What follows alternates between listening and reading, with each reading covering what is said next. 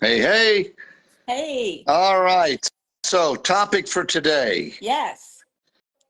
Tell me in your words what you, because I said it, I paraphrased it, but I didn't say it just right. Well, I had decided on why did obesity find me? And sitting here just a few minutes waiting for us to start, I decided I don't like that topic. Uh, And I'll tell you why. It's because it's painful. It is absolutely painful, confusing. I don't know why I was the only obese person in my immediate family. And in thinking of examples, were miserable yeah. until I got to you, until I had the mini gastric bypass and understood why I was so overweight when my mom weighed 110, my dad weighed 170, my brother was a hockey soccer star, and then here's me. And I kept asking if I was adopted. Hmm. So I have to tell you, the examples in trying to think of something was very painful, but it always has a very happy ending. So I really don't mind. So let's explain why obesity found me. Yeah. Um, you know, I like this topic because I think it's an important one, and maybe it's Yes. important to talk through that which is painful, so that you Yes. can better understand it, have it be less painful, and have a better understanding. It's sort of what I've based kind of the theme of my whole book. Obesity is not a character flaw.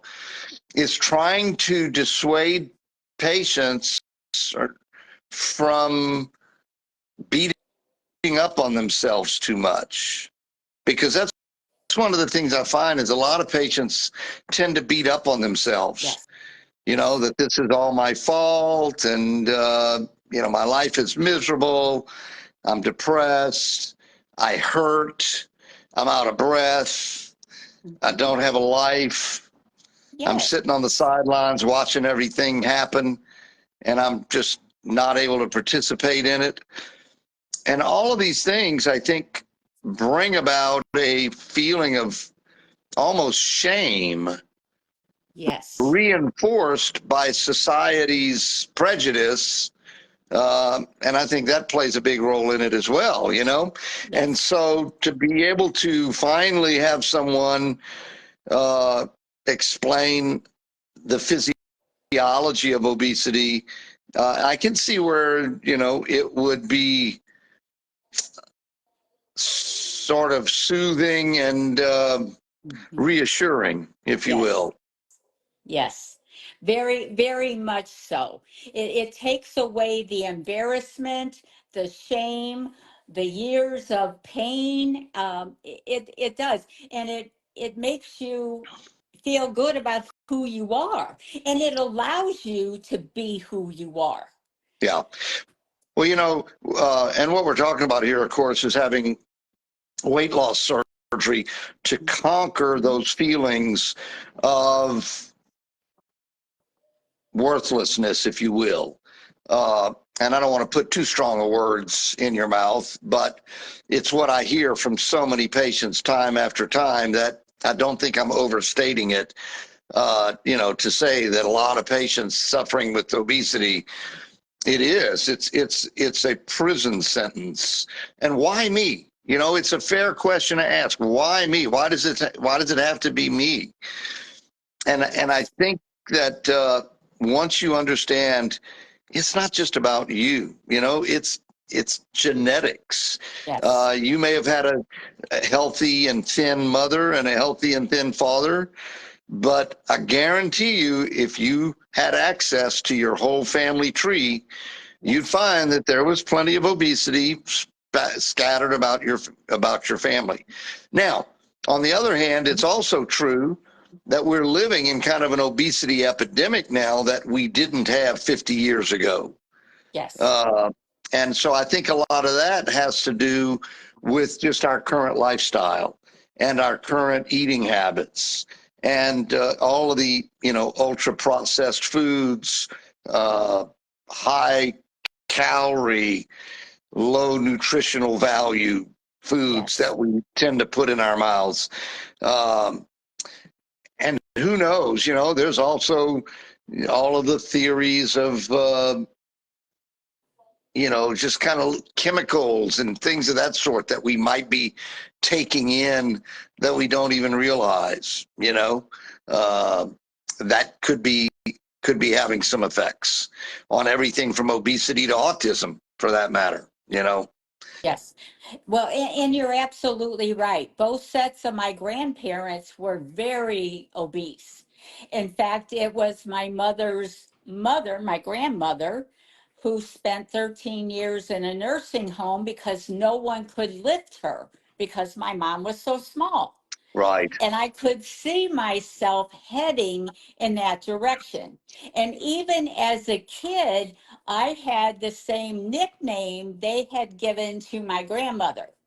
So oh it wow, was, yeah, so it was kind of like, it weighed on me a great deal. And once I crossed over 300, I just felt like there was no help, that I was really heading toward that. right. So, Well, the yes, good news is there is yes. help, right? Yeah, you bet. The good news is we found you and the mini gastric bypass. That is the most wonderful. And that is why I chose the topic, Yeah, because it does give you such a happy journey and ending. So, yes. yeah. So, explain exactly what happens to our bodies that makes us tend to be so overweight.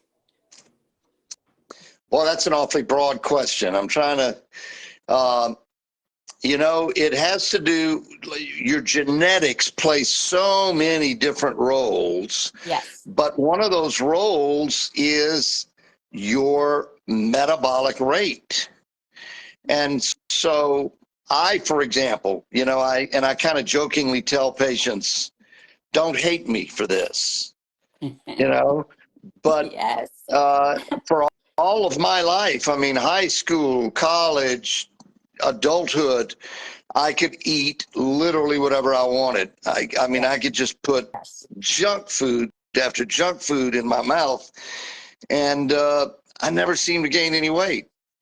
And Yes. I did not have healthy eating habits, candy and chips and just not good food, not things that were good for me. Um, I just liked them and I ate them and never really saw the consequences of it. I used to sit on a counter as a little kid and with a teaspoon dipping it into the sugar container and just eating sugar by the spoonful. And my sister would criticize me and tell me that I was going to be, fat and diabetic when I grow up. And none of those things seem to happen to me. So I think it's just take that and go the opposite, Yes. right?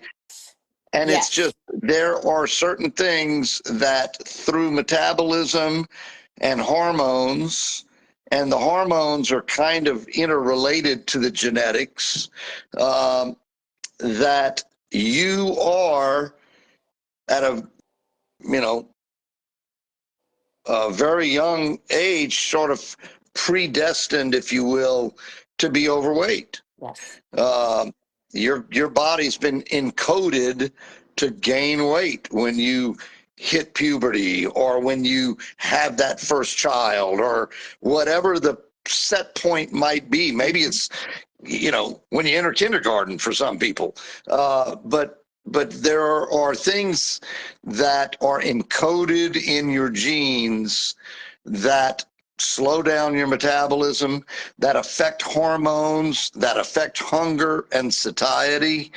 So while one person who has a particular genetic makeup can eat a little bit and he feels very full and satisfied because the hormones that affect those things, right? The ghrelin, the leptin, all of these different hormones, they will have that effect. Whereas Yes. somebody that doesn't have that hormonal feedback will just keep eating and keep eating. And that then will contribute to their weight gain.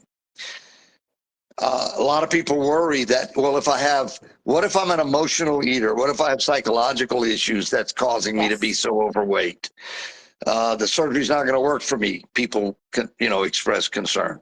And I reassure them that it will. It'll Yes. work for you too, because it doesn't matter that you are an emotional eater. The surgery itself corrects all of those hormonal issues that compensates for it and makes it to where you may need a little bit more closer follow-up, but no reason to think that surgery is not going to work excellently for you and long term. And we've seen it time after time after time too. Well, and as we lose the weight, it does. It gives you the mental stability that you didn't have to like who you are. Yeah. And also, that's the other reason all the support things that we do. Like Thursday night is the support meeting for the month. It's Yeah. at Roscoe's, starts at 6 o'clock. Those things are vital Yeah. because it lets you interact with people who had the surgery 20 years ago, 10 years ago, 2 weeks ago. Right. And Right. it is that support that helps you over the bumps and all the things that we have faced over the years. Yeah. And I am forever grateful that you provide that from day one. From day one, there is always support for us. And I Yeah. love I that. think I think that's a really important component of our Very. program is the ongoing support that we give patients. 5 years out, 15 years out, it Yes. doesn't matter.